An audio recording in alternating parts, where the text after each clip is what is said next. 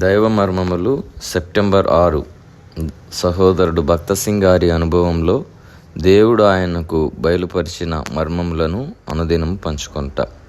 యెహోవా నీవు ఏర్పరచుకొనిన వారి క్షేమం నేను చూచుచు, నీ జనులకు కలుగు సంతోషమును బట్టి నేను సంతోషించుచు, నీ స్వాస్థ్యమైన వారితో కూడి కొనియాడునట్లు నీ ప్రజల యందు నీకున్న దయచొప్పున నన్ను జ్ఞాపకమునకు తెచ్చుకును.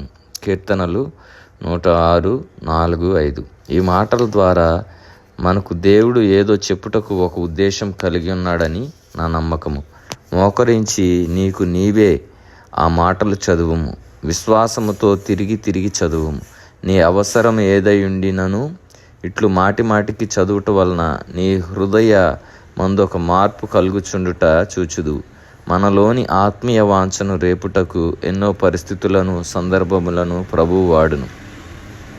నిజముగా దేవుని విషయముల కొరకు ఆసక్తి గలవారు ఎక్కువగా కనిపించరు.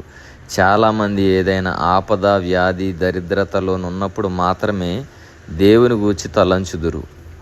ఆయన సహవాసమును ఆశించి కాడు గాని ఏదో భూ సంబంధమైన అవసరతలు తీర్చబడుటకు మాత్రమే ఆయన దగ్గరకు వెలుదురు. అనేకుల హృదయములలో నుండి ఆశలనియు నిజమైన విలువలేని నశించిపోవు వాటి కొరకు మాత్రమే ఉండును.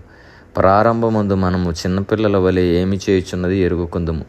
దేవుని సంబంధమైన విషయములను గ్రహించలేని వారు పైరూపమును చూచి మోసపోచుందురు. అట్టివారు లోక సంబంధమైన వాటిపై తమ ధనమును, సమయమును, శక్తిని వినియోగించుచున్నారు. నీవు ఏ రీతిగానున్నావు? దైవ సంబంధమైన వాటిని ఆమోదించుచున్నావా? నశించేడు వస్తువుల కంటే దేవుని సంబంధమైన విషయముల పట్ల నిజమైన ఆకలి, దప్పిక కలిగి ఉన్నావా?